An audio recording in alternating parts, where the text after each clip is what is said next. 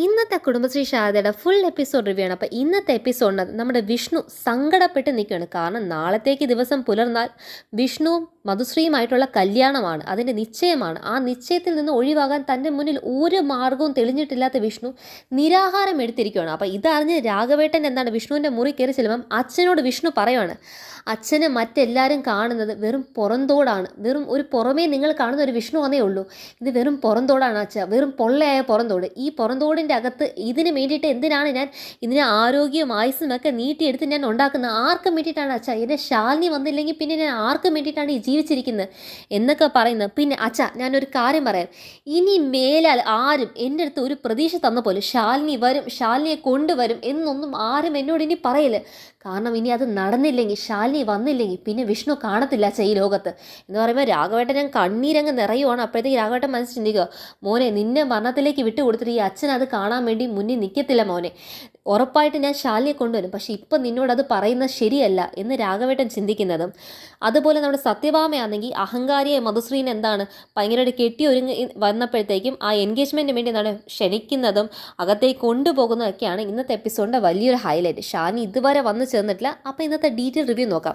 അപ്പോൾ ഇന്ന് എപ്പിസോഡ് തുടങ്ങുമ്പോൾ തന്നെ കാണുന്നത് രാഘവേട്ടൻ എന്താണ് ഷാലിനിയുടെ വീട്ടിൽ പോയി കാര്യങ്ങളെല്ലാം സംസാരിച്ചിട്ട് തിരിച്ച് നേരെ ഇവിടെ വീട്ടിലേക്ക് വന്നു. വീട്ടിൽ വന്നപ്പോഴേ സത്യഭാമ എന്താണ് മുറ്റത്ത് നടന്ന് കുറേ ഷോ ഓഫൊക്കെ കാണിച്ചല്ലോ.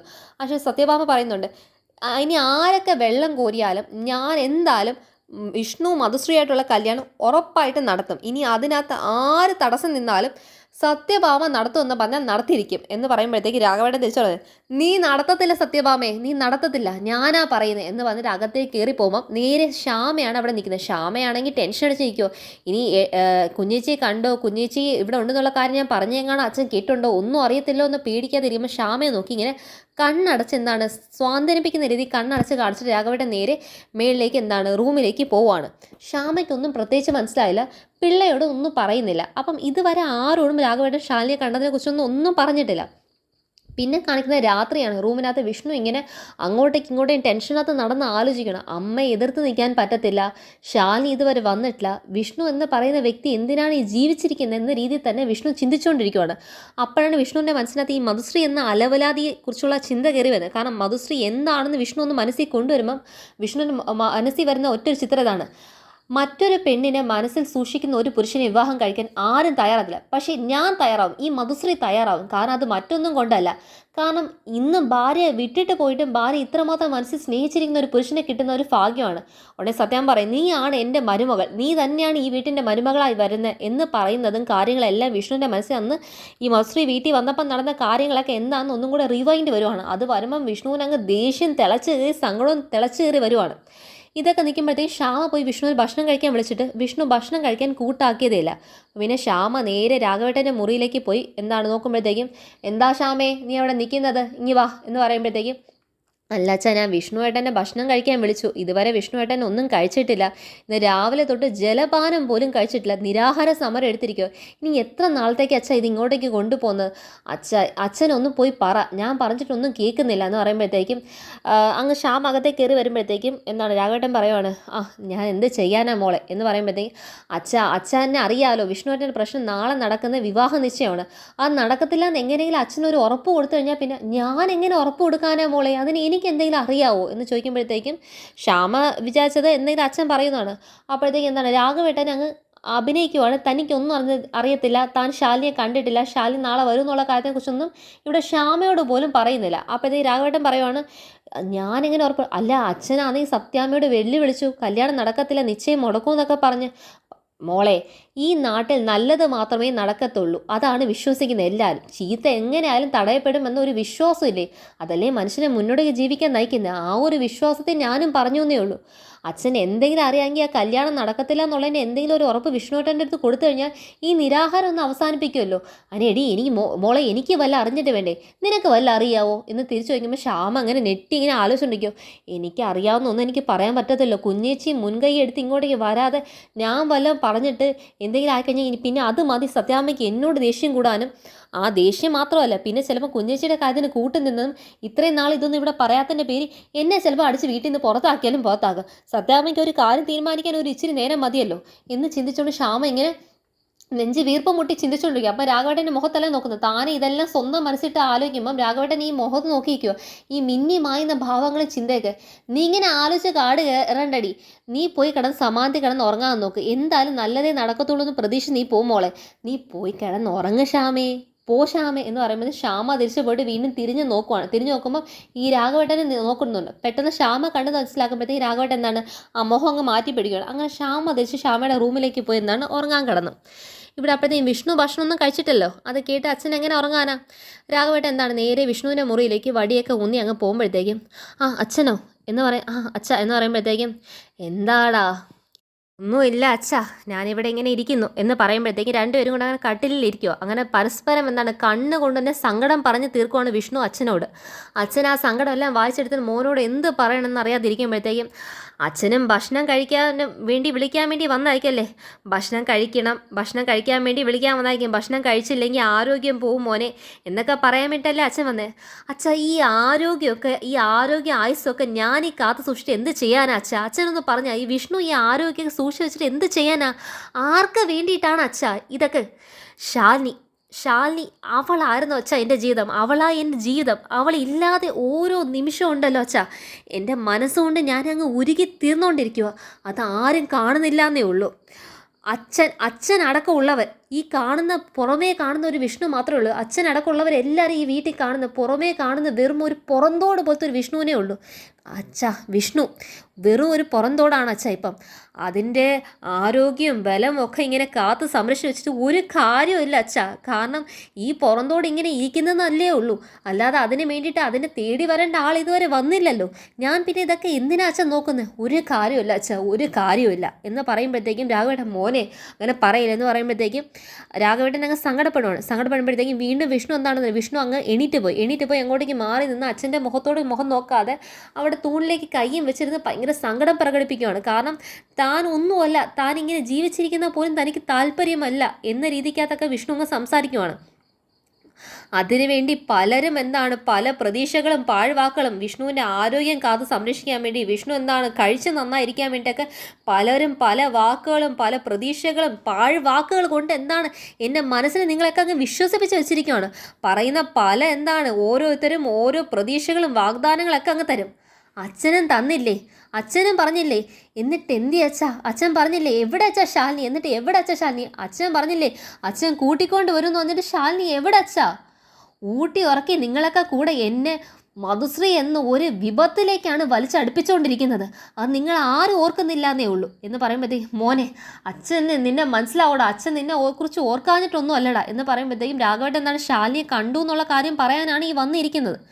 പക്ഷേ ഞാനൊന്നും ഒരു കാര്യം പറയുന്നില്ല ഇനി ഞാൻ ഒറ്റൊരു കാര്യം മാത്രം അച്ഛനോട് ഉൾപ്പെടെ പറയുന്നുണ്ട്. ഇനി മേലെ ആരും എന്നോട് ഈ പാഴ്വാക്ക് പറയരുത്. ശാലിനിയെ കൊണ്ടുവരുമെന്നോ, ശാലിനിയെ കണ്ടെന്നോ, ശാലിനി വരുമെന്നോ, ശാലിനിയെ കൊണ്ടുതരുമെന്നോ ആരും എന്നോട് പറയരുത്.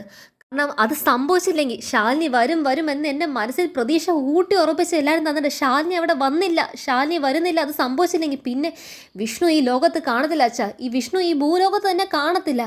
പിന്നെ ഇത് ഞാൻ പറയുന്ന വേറൊന്നും കൊണ്ടല്ല, പിന്നെ നിങ്ങളൊക്കെ ഇങ്ങനെ ഊട്ടി ഉറപ്പിച്ച് വിശ്വാസം തന്നിട്ട് താൻ കാരണമാണല്ലോ അത് സംഭവിച്ചതെന്ന് പറഞ്ഞ് നിങ്ങളാരും ദുഃഖിക്കാതിരിക്കുക, നിങ്ങളാരും ഖേദിക്കാതിരിക്കാൻ വേണ്ടിയിട്ടാണ് വിഷ്ണുവിൻ്റെ കാര്യം ആലോചിച്ചു. അതിനാണ് ഞാൻ പറയുന്നത് എന്ന് പറഞ്ഞ് വിഷ്ണു ദേഷ്യവും സങ്കടവും എല്ലാം ഒരുമിച്ച് പ്രകടിപ്പിക്കുമ്പം രാഘവൻ നായർ മനസ്സിലാക്കിയോ, എൻ്റെ മോനെ നീ എന്താടാ ഈ പറയുന്നത് എന്ന് പറഞ്ഞാൽ മനസ്സിലാക്കിയോ, മോനെ നിന്നെ മരണത്തിലേക്ക് തള്ളി വിട്ടിട്ട് ഈ അച്ഛൻ ജീവനോടെ ഉണ്ടാവില്ലടാ, അത് കാണാൻ വേണ്ടി അച്ഛൻ കാണത്തില്ലടാ. നിന്നോട് ഞാൻ സത്യത്തിൽ ശാലിനിയെ കണ്ടുവെന്നും ശാലിനി നാളെ ഉറപ്പായിട്ട് വരുമെന്ന് പറയാനായിരുന്നു. നിൻ്റെ ഈ വാക്കുകൾ കേട്ടപ്പോൾ ഇല്ല മോനെ, ഞാൻ ഇത് നിന്നോടിപ്പം പറയുന്നില്ല. നാളെ അവൾ വരട്ടെ, നാളെ എൻ്റെ മോള് വരും.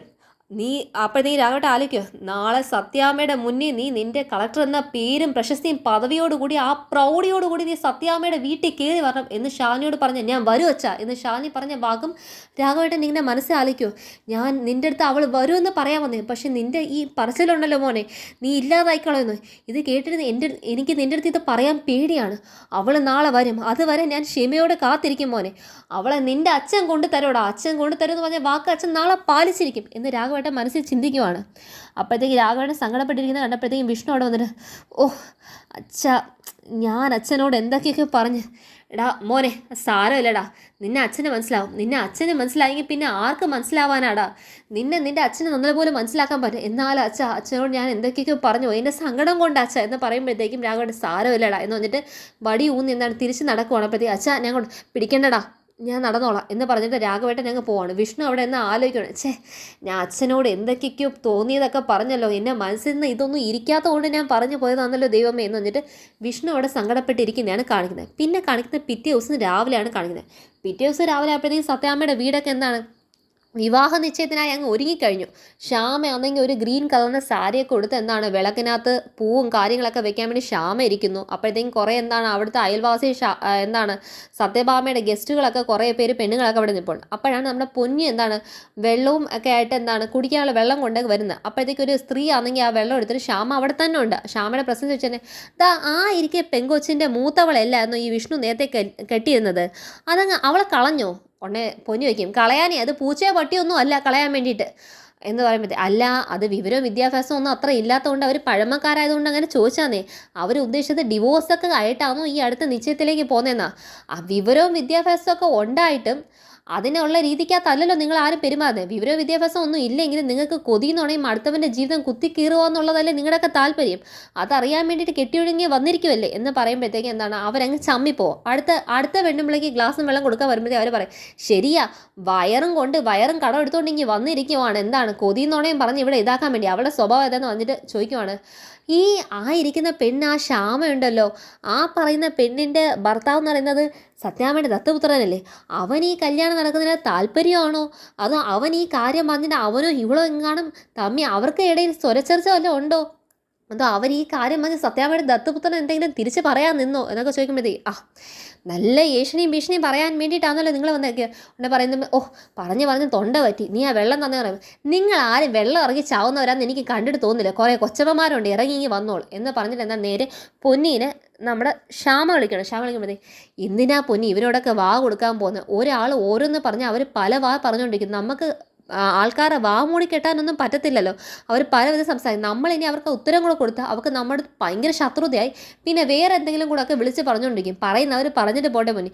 അല്ല കുഞ്ഞ് ഇതൊക്കെ എങ്ങനെ കേട്ട് നിൽക്കുന്ന കുറേ എണ്ണ എന്താണ് നമ്മുടെ വീട്ടിൽ വെള്ളവും കുടിച്ചിട്ട് വന്ന് നമുക്ക് തന്നെ ഇട്ട് പണി തരാൻ വേണ്ടി വന്നു കഴിഞ്ഞാൽ എങ്ങനെ സഹിച്ച് കേട്ടോണ്ട് നിൽക്കാനാ. അത് ശാലിനി മോളെക്കുറിച്ച് ഈ കല്യാണം ഒന്നും നടക്കാതിരുന്നെങ്കിൽ ഈ നിശ്ചയം ഒന്ന് എങ്ങനെയെങ്കിലും മുടങ്ങിയായിരുന്നെങ്കിൽ ഒരുത്തി ഉണ്ടല്ലോ അവളുടെ ഒരു വരക്കവും അവളുടെ കൈയില്ലാത്ത ഒരു ഉടുപ്പും അവളുടെ എന്താണ് മടലിൻ്റെ മേടി കയറിയുള്ള ഒരു നടപ്പും ഇതെല്ലാം കൂടെ പിന്നെ അവളുടെ ഒരു തൊരിഞ്ഞൊരു ചിരിയായിട്ട് അവളിങ്ങി വന്നോളൂ. ആ സാധനത്തിന് സഹിക്കുമെന്ന് പറയുന്ന അത് ചിരിയൊന്നും ചെറിയ കാര്യമല്ല. സത്യാമ ഇത് എന്ത് കണ്ടിട്ടാണ് നേണമോളെ രോഹിത് മോനും പിള്ളയും കൂടെ എന്തെങ്കിലും എന്താണ് സത്യാമ്മയോട് പറയാൻ വേണ്ടി കാത്തിരിക്കുവാണ് ഈ കല്യാണം വേണ്ടെന്ന്. അവസാനം രമ്യ കട്ട ചർച്ച എന്തെങ്കിലും ഒന്ന് ചെയ്ത് നോക്കാന്നിരിക്കും. അത് നടന്നാൽ കൊള്ളായിരുന്നു എന്ന് പറഞ്ഞിട്ട് അവരെന്തോ പ്ലാൻ ചെയ്യുന്നുണ്ടെന്ന് പറഞ്ഞിട്ട് പൊന്നി അങ്ങ് പോവാണ്. അപ്പോഴത്തേക്കും നോക്കുമ്പോഴത്തേക്കും ഈ പിള്ളയും രോഹിത്തും കൂടെ എന്തൊക്കെയോ ആംഗ്യം കാണിച്ച് സംസാരിക്കുന്നുണ്ട്. സത്യാമ്മയോട് പറയാം. അങ്ങനെ നേരെ സത്യാമ്മ പുറത്ത് വേറൊരു ഗസ്റ്റ് ഒരാളുമായിട്ട് സംസാരിച്ചുകൊണ്ടിരിക്കണം. ഒരു ഗസ്റ്റും ഒരാളുടെ മോളൊക്കെ ഉണ്ട്. അവരോട് സംസാരിച്ചുകൊണ്ടിരിക്കുമ്പോൾ പിള്ള വന്നിട്ട് സത്യാമ്മേ എനിക്കൊരു കാര്യം പറയണം.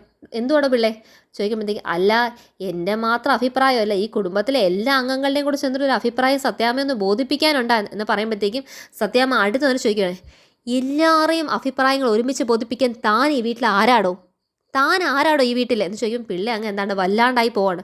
ഞാൻ കാര്യസ്ഥനല്ലേ താൻ, അല്ലാതെ ഈ നാട്ടിലെ MLA മന്ത്രിയോ ഒന്നും അല്ലല്ലോ. ഈ ജനങ്ങളുടെ മുഴുവൻ എന്താണ് അഭിപ്രായങ്ങളും കൂടെ ഒരുമിച്ച് രേഖപ്പെടുത്തി പറയാൻ വേണ്ടി ഒരു പ്രതിനിധിയായിട്ട് നിൽക്കാൻ വേണ്ടിയിട്ട് കാര്യസ്ഥൻ താൻ ആരാടോ ഞാൻ കാര്യസ്ഥൻ പറഞ്ഞിട്ട് എന്താണ് പുള്ളിക്കാരൻ എന്താണ് അകത്ത് വിഷമത്തോട് പോവാണ്. കാരണം സത്യാമ്മ തന്നൊരു കാര്യസ്ഥനായി മാത്രമേ കണ്ടിട്ടുള്ളൂ എന്നത് പിള്ളയ്ക്ക് ബോധ്യമായി.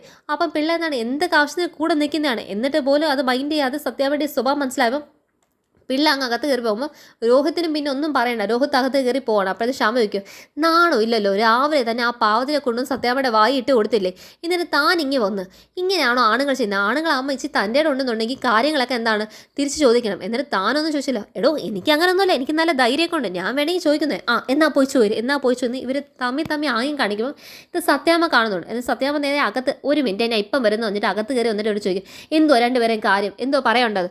അത് സത്യാമ്മ ഒന്നും കൂടെ ഇതൊക്കെ ആലോചിച്ചിട്ട് പോരെ. വിഷ്ണു ബ്രോയ്ക്ക് താല്പര്യം ഇല്ലാത്തതുകൊണ്ട് മധുശ്രീയും വിഷ്ണു ബ്രോയും തമ്മിൽ പരസ്പരം കല്യാണം കഴിച്ചാൽ അത് കൂടുതൽ നാളൊന്നും നിലനിൽക്കത്തില്ലോ. എടാ നീ ഇവിടെ തമ്മിൽ വിവാഹം കഴിച്ചപ്പോൾ രണ്ടുപേർക്കും തമ്മിൽ പരസ്പര സ്നേഹമൊക്കെ ആയിരുന്നു. അതല്ല. അപ്പം പിന്നെ എന്നിട്ട് എന്താടാ നീ അവളും തമ്മിൽ ഇപ്പോഴും ഒരുപോലെയല്ലേ ജീവിക്കുന്നത്? രണ്ടുപേരും ഒരുമിച്ചല്ലേ ജീവിക്കുന്നത്? നിങ്ങളുടെ വിവാഹം എന്താ പൊട്ടി തകർന്നു പോയോ? ഇല്ലല്ലോ. അതുപോലെ വിഷ്ണു മധുശ്രീ അതുപോലെ തന്നെ അങ്ങ് ജീവിച്ചോളും. ഇനി മേല കല്യാണം കൊള്ളത്തില്ല, നടക്കത്തില്ല, പരസ്പരം ചേർച്ചയില്ല, രണ്ടുപേരും തമ്മിൽ ശരിയാവത്തില്ല. ഇങ്ങനെ എങ്ങാണോ ഒരു വാക്ക് ഈ നിശ്ചയം കല്യാണം തീരുന്ന ഒരാരെങ്കിലും വായിന്ന് വീണ എൻ്റെ സ്വഭാവം തനി സ്വരൂപം എല്ലാവരും അറിയുന്ന പറയുമ്പോഴത്തേക്കും രോഹിത് അങ്ങ് അടങ്ങിയിട്ട് ശ്യാമെടുത്ത് പറയാം, അവർ തമ്മിൽ ചേർച്ചയായിരിക്കും കേട്ടോ, നമ്മളെപ്പോലെ അവനും ഒരുമിച്ചങ്ങ് ജീവിച്ചോളും സത്യം പറയുന്ന കേട്ടില്ലേ എന്ന് പറയുമ്പോൾ നാണോ ഇല്ലല്ലോ എന്ന് രോഹിത്തിനെ നോക്കിയിട്ട് ശ്യാമ കാണിച്ചിട്ട് ശ്യാമ മനസ്സിൽ വയ്ക്കും, രോഹിത് എന്തെങ്കിലും പറഞ്ഞൊന്ന് നടന്നിരുന്നെങ്കിൽ ഒരു പ്ലാറ്റ്ഫോം ക്രിയേറ്റ് ചെയ്ത് വെച്ചിട്ടുണ്ടെങ്കിൽ കുഞ്ഞിച്ചിക്ക് ഇവിടെ വരുമ്പോഴത്തേക്കും പെർഫോം ചെയ്യാൻ അടിപൊളി ആയിരുന്നേനെ എന്ന് പറഞ്ഞ് ചിന്തിച്ചുകൊണ്ടിരിക്കുകയാണ്. അപ്പോഴത്തേക്കാണ് ഈ മധുശ്രീ എഴുന്നള്ളുന്നത്. മധുശ്രീ ആണെങ്കിൽ ഒരു നീലയും അതുപോലെ തന്നെ ഒരു ഓഫ് വൈറ്റ് ഒരു ചന്ദന കളറൊക്കെ ചേർന്നിട്ടുള്ള പോലത്തെ ഒരു ലാച്ചയൊക്കെ ഇട്ട് മധുശ്രീ അച്ഛനും എല്ലാവരോടും കാറിൽ നിന്ന് ഇറങ്ങിയപ്പോഴത്തേക്കും സത്യാമ്മയ്ക്ക് അങ്ങ് എന്തോ താരസുന്ദരി ഐശ്വര്യ ഒന്ന് ഇറങ്ങിയതിൻ്റെ അത്ര മട്ടിനകത്താണ് സത്യാമ്മ സ്വീകരിക്കുന്നത്.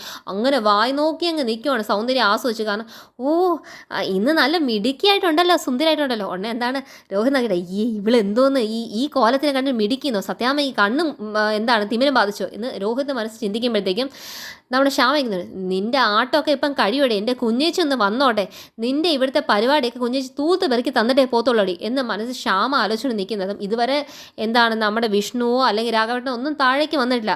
പിള്ള പാവം സങ്കടപ്പെട്ട് പോയതേ ഉള്ളൂ. പൊന്നിയൊക്കെ മാത്രമേ ഇതുവരെ വന്നിട്ടുള്ളൂ. എങ്ങനെയെങ്കിലും കല്യാണം മുടങ്ങാനാണ് പൊന്നി പോലും ആഗ്രഹിക്കുന്നത്.